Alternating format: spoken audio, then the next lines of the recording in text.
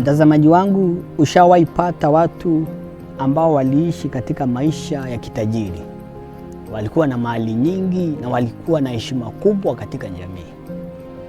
Walipoaga, ile mali iliridhishwa watoto wao, lakini baada tu ya muda mchache ile mali ikaisha. Ni nini huwa chanzo cha mali kuachiwa watoto na wakashindwa kuitunza?